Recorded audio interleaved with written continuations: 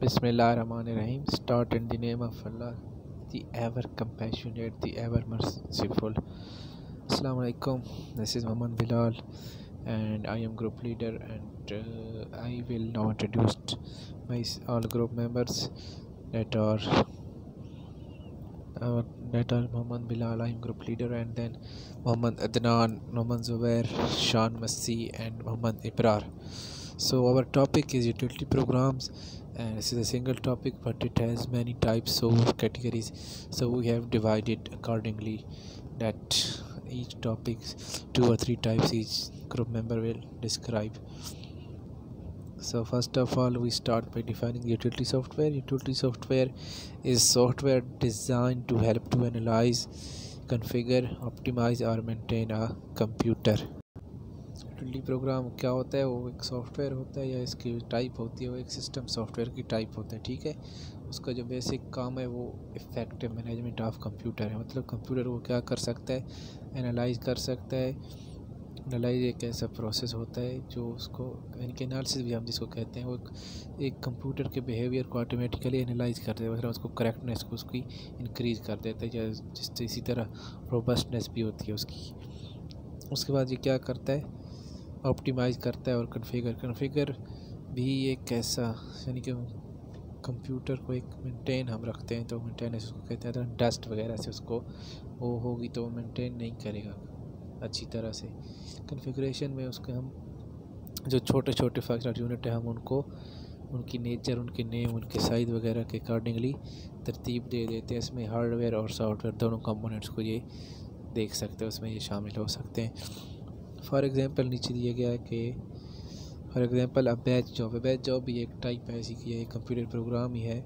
इसको वो रन होते हैं, वो यूज़र रिटन कोड होते हैं, वो यानी कि यूज़र उसको इंस्ट्रक्शन देते हैं तो तभी वो कर सकता है। लेकिन वो बाद में फिर किसी भी इंस्ट्रक्शन के बगैर ही कंप्यूटर को चला सकता है। मतलब हम एक मरतबा उसको एक इंस्ट्रक्शन या कमांड दे देते हैं, फिर वो उसके अकॉर्डिंगली अपने आप को खुद ही कंप्यूटर को खुद ब खुद ही चला सकता है। Then we move on to next slide. That is, what are the 2 main types of utility programs? Basically there are 2 main types of utility program. इनकी 2 मेन टाइप्स हैं, अक़साम है।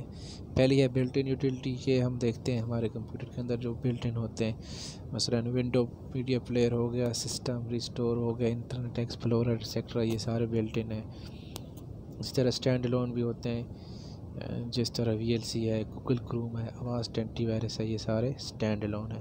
तो ये उसकी 2 टाइप्स हैं। अब इसकी हम देखेंगे कि डिफरेंट यानी कि उनकी मेन टाइप्स 2 ही हैं, लेकिन उसके आगे फिर सब टाइप्स आप कह सकते हैं कि वो हैं। इसी तरह हम उनको 16 को डिस्क्राइब करेंगे। तो पहली फाइल मैनेजर, इसको हम डिस्क्राइब अभी करते हैं। इमेज व्यूअर है, एंटीवायरस है, डेटा कंप्रेशन है, मतलब डेटा को हम कंप्रेस कर सकते हैं और स्टोरेज वगैरह को काम करने की। इस तरह सर्च यूटिलिटी है, एडवेयर हो गया, स्पाईवेयर एंड स्पाईवेयर रिमूवर हो गया, अनइंस्टॉलर है, डिस्क बर्नर है, मीडिया प्लेयर है, डिस्क चेकर होते हैं इस तरह। उसके बाद बैकअप यूटिलिटी है, then disk defragmentation, filters, screen savers and personal computer utility. In this pick मुख्तलिफ जो होते हैं एंटीवायरस हैं उनको दिखाया गया, उनके लोगोस दिखाए गए हैं। इस तरह अवास्ट है ऊपर पड़ा हुआ है, AVG है, पेंडा है, CA है, मैकेफे है, कैस्पर्स का, ये सारे एंटीवायरस के ही हैं। और जो मोस्ट पॉपुलर या मोस्ट यूज्ड हैं ये यही यूज्ड होते हैं। So we start it properly with file manager. A file manager or file browser is a computer program that provides a user interface to manage files and folders. एक file manager या file browser एक computer program होता है जो क्या करता है, user को एक इंटरफेस देता है कि वो फाइल्स और फोल्डर्स को किस तरह मैनेज करे। इंटरफेस का मतलब कोई एक मैनुअल उसको दे देता है या कोई एक तरीका उसको बता दे कि वो किस तरह उसको कर सकता है। तो फाइल मैनेजर के देखते हैं कुछ कॉमन ऑपरेशन होते हैं, ठीक है, जो फाइल पर परफॉर्म करता है। उसका सबसे पहला तो ये है कि ये क्रिएट, कोई फ़ाइल हम क्रिएट कर सकते हैं अपनी मर्ज़ी से। दैन ओपनिंग में बहुत सी चीज़ें आ जाती हैं, मतलब हम फाइल को व्यू करते हैं, कोई पिक्चर हो सकती है, वीडियो हो सकती है, उसको हम देख सकते हैं, प्ले कर सकते हैं, उसको हम एडिट भी कर सकते हैं। इसमें अगर कोई हम चेंजेस करना चाहें या तो उसको हम क्या कहते हैं, एडिटिंग कहते हैं। प्रिंट भी कर सकते हैं अगर हम चाहते हैं कि ये चीज़ हमारे पास हार्ड कॉपी में भी आ जाए, हमारे पास इसके एक प्रिंट भी होता है, हम उसको ईज़िली प्रिंट कर सकते हैं। रीनेम हम कर सकते हैं, मतलब अगर फ़ाइल कोई ऐसा नाम है जो लेंथी है या जो ढूंढना मुश्किल है तो हम उसको ईज़िली उसको रीनेम कर सकते हैं। कॉपी भी कर सकते हैं इसी तरह, और मूव भी कर सकते हैं एक फ़ोल्डर से दूसरे, एक डिवाइस से दूसरी डिवाइस में भी हम इसको कॉपी और मूव कर सकते हैं। डिलीट भी कर सकते हैं, अगर हम चाहते हैं कोई फाइल अनवांटेड है तो उसको हम डिलीट कर सकते हैं एक क्लिक से। एंड सर्च, मतलब हमारे पास अगर बहुत सी फाइल्स पड़ी हुई हैं तो हम एक एक को ढूंढने की बजाय जस्ट हम उसका नेम सर्च बार में टाइप कर देते हैं तो वो हमारे पास ईज़िली सर्च हो जाती है। इस तरह इसकी फ़ाइल एट्रीब्यूट्स और फाइल परमिशन होती हैं, वो सारी प्रॉपर्टीज इसमें होती हैं, कॉमन होती हैं। तो कुछ फाइल मैनेजर होते हैं वो कनेक्टिविटी क्या करते हैं कि मुहैया करते हैं प्रोटोकॉल के ज़रिए, ठीक है, मतलब FTP हो गया, HTTP हो गया, इस तरह के। तो कुछ सम फाइल में फोल्डर्स एंड फाइल्स में be displayed in a hierarchical tree based on that directory structure. Folder और फाइल जो होते हैं उनको उनके एक हायरार्किकल स्ट्रक्चर, मतलब एक ऐसा उनका मुनासिब स्ट्रक्चर उसको हम उसको दे देते हैं जो उनको अकॉर्डिंगली फिर डायरेक्टरी में स्ट्रक्चर उनका बन जाता है, उसको फिर उसके अकॉर्डिंगली देख सकते हैं। Some file managers move multiple files by copying and deleting each selected file from the source individually। कुछ होते हैं जो सोर्स से कॉपी भी कर सकते हैं फाइल को इंडिविजुअल या ग्रुप में कर सकते हैं, फिर उनको डिलीट भी कर सकते हैं। सोर्स हमारा कंप्यूटर ही होता है, उसमें से वो फाइल को डिलीट और कॉपी कर सकते हैं। Some file managers have features analogous to web browser including forward and back navigational buttons. कुछ फाइल मैनेजर में ऐसे ब्राउज़र से रिलेटेड उनमें होते हैं, मतलब उनमें बैक और नेविगेशनल बटन होते हैं उस किस्म के, फॉरवर्ड और बैक के।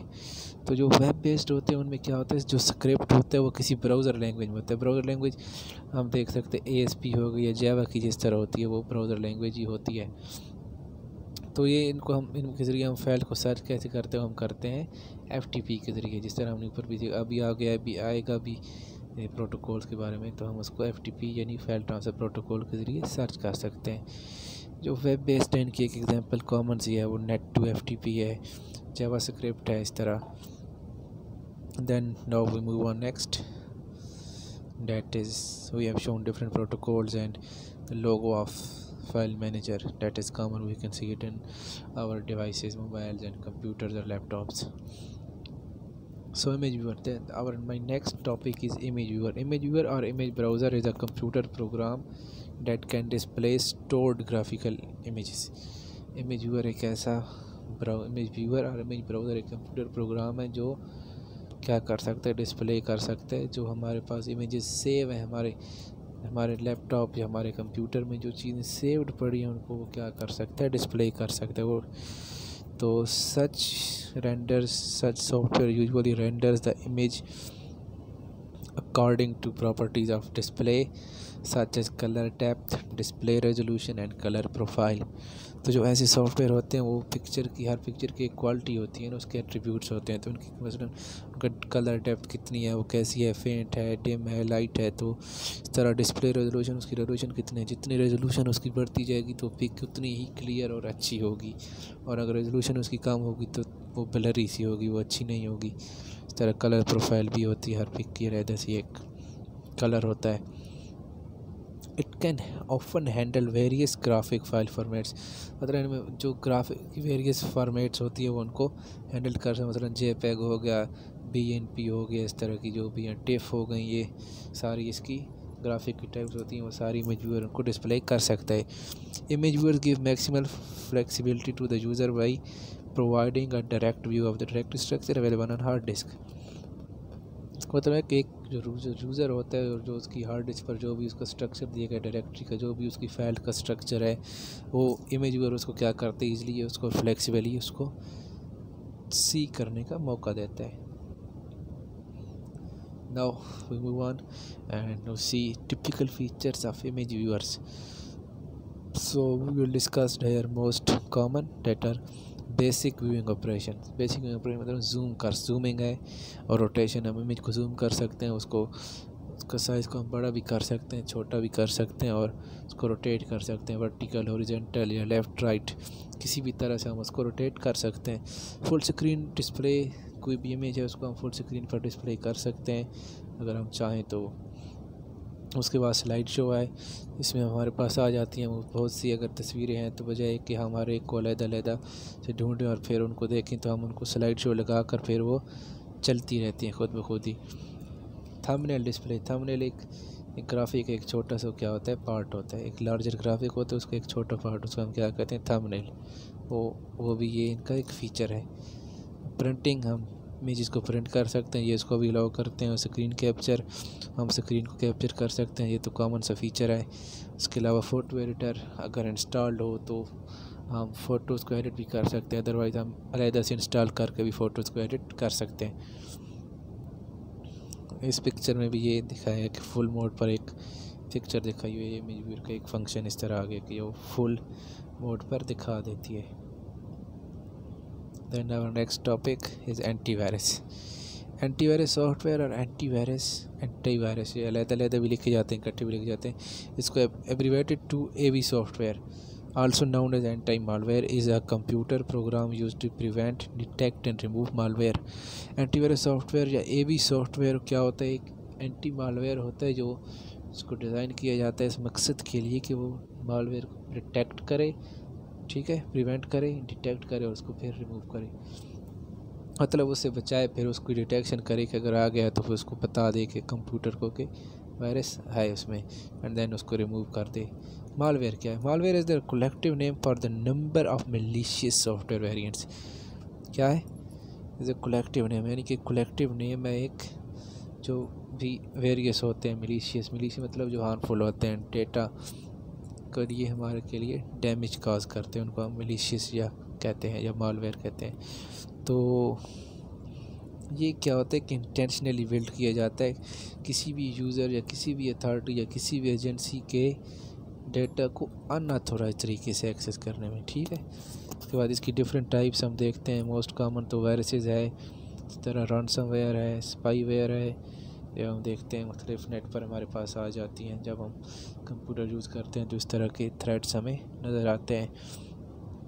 Malware typically consist of code developed by cyber attacker, यानी कि साइबर अटैकर ही इसको बनाते हैं, वो ये खुद ब खुद बना हुआ नहीं होता, वो उसको एक कमांड देते हैं किसने किस तरह से आगे जाकर डैमेज करना है, और फिर उनका मकसद वो क्या होता है कि डेटा या सिस्टम को अनऑथोराइज्ड तरीके से रीच करना।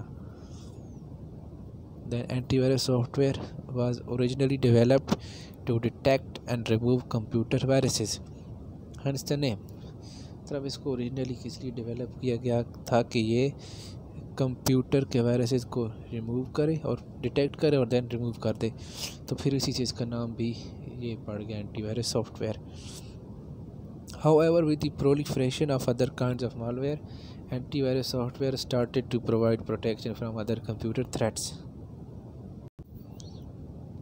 However, the proliferation of other kinds of malware, proliferation मतलब है कि जो दूसरी थ्रेड्स हैं उनकी रैपिड ग्रोथ, वो मल्टीप्लिकेशन होती जाए, उनकी जल्दी से वो ग्रोथ बढ़ती जाए तो उसको प्रोलिफरेशन कहते हैं। तो जैसे जैसे उनकी ग्रोथ बढ़ती गई तो एंटीवायरस सॉफ्टवेयर भी फिर अपडेट होता है, उसने भी फिर अदर थ्रेड्स भी हैं जो रैनसमवेयर जो भी अदर टाइप्स एंड थ्रेड्स की उनसे भी इसने प्रोटेक्शन स्टार्ट कर दी। तो मॉडर्न एंटी सॉफ्टवेयर की क्या क्वालिटीज़ है? Modern antivirus software can protect user from malicious browser helper objects, जिनको हम BHOs भी कहते हैं। ब्राउज़र हाईजैकर होते हैं, इसी तरह ब्राउज़र को हाईजैक कर लेते हैं। कीलॉगर्स होते हैं, backdoors, rootkits, Trojan horses, worms, adware and spyware, different इसकी टाइप्स हैं। हम इनमें से कुछ को आगे डिस्क्राइब भी करेंगे। ये इसकी मोस्ट कॉमन टाइप्स हैं, ट्रोजन हॉर्स एंड वॉर्म। हम इन दोनों को सेपरेटली डिफाइन करते हैं। सबसे पहले है ट्रोजन हॉर्स। ट्रोजन हॉर्स और Trojan is a type of malware that is often discussed as a legitimate software. मतलब ये एक सॉफ्टवेयर की एक ऐसी टाइप है जो डिस्कस्ड होती है, मतलब जो असल शेप में नहीं होती, वो हमें नज़र तो ऐसा आ रहा होता है कि वो अच्छी है हमारे लिए, लेकिन वो सेफ़ नहीं होती हमारे कंप्यूटर के लिए। इसके अब एग्जांपल एक हम ये ले लेते हैं कि सोशली इसको कैसे स्प्रेड किए जाते हैं। मतलब हमें कोई ईमेल आती है, ईमेल प्रोग्राम, ईमेल का कोई भी हमें मैसेज आता था, उसको ओपन करते हैं तो हमें ऐसा लग रहा होता है कि उसमें एक रूटीन का फॉर्म फिल किया हो, लेकिन जो ही हम उसको ओपन करते हैं तो हमें पता चलता है कि ये सेफ़ नहीं है, इससे हमारा डेटा भी लीक हो सकता है, उसमें हमारे कंप्यूटर को डिफरेंट काज डिफरेंट डैमेज हो सकते हैं। तो इसी तरह इसके हैं कि ट्रोजन कैन बी एम्प्लॉय, इस तरह ये भी हैं कि जिनको जो साइबर थीव्स होते हैं या हैकर्स होते हैं वो उनको एम्प्लॉय करते हैं और उनके इनसे फिर अपने अज़ैम पूरे करते हैं। ठीक है, उसके बाद what is a worm? A computer worm is a type of malware that spreads copies of itself from computer to computer. Computer worm होता है वो क्या है कि मालवेयर की एक टाइप है जो अपनी कॉपीज़ को एक कंप्यूटर दूसरे कंप्यूटर में स्प्रेड करता है या उसको रेप्लिकेट करता है। A worm can replicate itself without any human interaction। किसी भी ह्यूमन इंटरेक्शन, ह्यूमन की मदद के बगैर ही ये ख़ुद को रेप्लिकेट कर सकता है। वजह ऐसे कि ह्यूमन इसको जिस तरह वायरस को बनाते हैं तो वो ये है कि इसको ह्यूमन खुद ही नहीं करते, लेकिन इसमें ये है कि ये खुद ब खुद ही एक हायर रेट पर रेप्लिकेट होता रहता है। And it does not need to attach itself to a software program in order to cause, और इसको डैमेज कॉज करने के लिए किसी एडिशनल सॉफ्टवेयर से अटैच होने की ज़रूरत भी। अब हम देखते हैं कि वर्म के जो 3 स्टेप्स होते हैं, जो 3 इसके स्टेजेस होते हैं कि ये किस तरह से अटैक कर सकता है। तो सबसे पहले इसका स्टेज या फेज़ ये होता है कि ये टारगेट अपना फाइंड कर सकता है। तो इसने डिसाइड करना है कि जो इसका नेक्स्ट विक्टिम है वो कौन होगा। ये जैसे हो सकता है कोई आईपी एड्रेस स्पेस हो सकती है।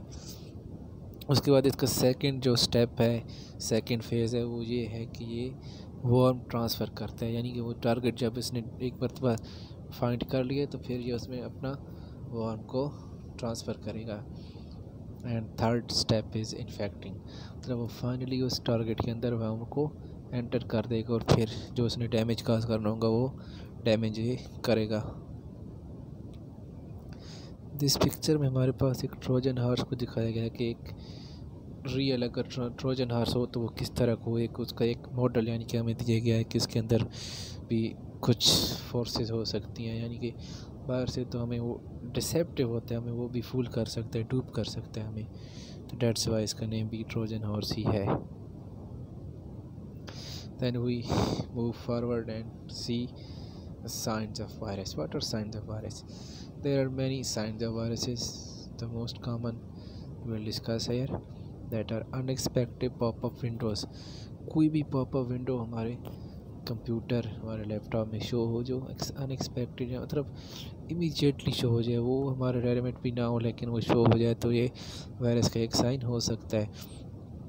Then slow startup and slow performance, हमारा सिस्टम स्लो हो जाता है, उसका स्टार्टअप स्लो हो जाता है, पावर ऑन करने और पावर ऑफ करने में उसको देर लगती है और वो परफॉर्म भी उस तरह से नहीं कर सकता जिस तरह से उसको करना चाहिए। सस्पिशियस हार्ड ड्राइव एक्टिविटी, हमारी हार्ड ड्राइव पर ऐसी फाइल भी मौजूद हो जाती हैं जो उनका हमें कोई अता पता नहीं होता कि ये किस तरह से आई हैं या इनको हम खुद सेव नहीं कर सकते। तो जब ये होता है तो जाहिर सी बात है फिर लैक ऑफ स्टोरेज स्पेस, हमारी स्टोरेज स्पेस कम हो जाएगी एंड मिसिंग फाइल्स मिस होने लग जाती हैं, इम्पोर्टेंट भी हो सकती हैं वो भी फिर मिस हो जाती हैं वायरसेस की वजह से। Then crashes and error messages, different crashes और एरर मैसेजेस हमें वक्तन फ़वक्तन ज़ाहिर होना शुरू हो जाता है, हाई नेटवर्क एक्टिविटी हो जाती है। दैन ईमेल हाईजैक, कोई ईमेल हमें जब आती है तो वो इससे पहले कि हम उसको पढ़ सकें या उसको हमारे सिस्टम में रिसीव होने से पहले ही वो हाईजैक हो जाती है, जिसकी वजह से हमें नुकसान उठाना पड़ सकता है, हमारा डेटा उसकी वजह से लूज़ हो सकता है, डैमेज हो सकता है। Then next one is browser woes, it means that browser becomes sluggish or lazy and it does not work accordingly as we expect from it. Then last but not the least is difference between virus and worm, that is important one. The primary difference between a virus and a worm is that viruses must be triggered by the activation of their host. इनके दरमियान जो primary difference, जो main difference वो ये है कि viruses को एक एक्टिवेशन के लिए एक होस्ट की तरफ से इनिशिएट किया जाना चाहिए, वो खुद ब खुद इनिशिएट नहीं होगा, कोई भी ह्यूमन होस्ट पहले कोई ऐसा सॉफ्टवेयर डेवलप करेगा जो उसको इनिशिएट करेगा। On the other hand, worms are stand-alone malicious programs that can self-replicate and propagate independently as soon as they have breached the system. जो worms होते हैं वो stand-alone, वो खुद ब खुद ही बिल्ट होते हैं, malicious प्रोग्राम है और वो सेल्फ रेप्लिकेट खुद ही वो आगे अपनी कापीज़ को रेप्लिकेट करेंगे, और जब वो सिस्टम के अंदर दाखिल हो जाते हैं, ब्रीच कर लेते हैं सिस्टम को, तो वो फिर अपना काम दिखा देते हैं, हमारे डेटा को डैमेज करते हैं। Worms do not require activation, उनको किसी भी किस्म के एक्टिवेशन, ह्यूमन इंटरेक्शन की ज़रूरत नहीं होती कि वो एक्टिव होने के लिए उनके मोहताज हों ह्यूमन इंटरेक्शन के। And thank you for listening, stay blessed and Allah हाफिज़।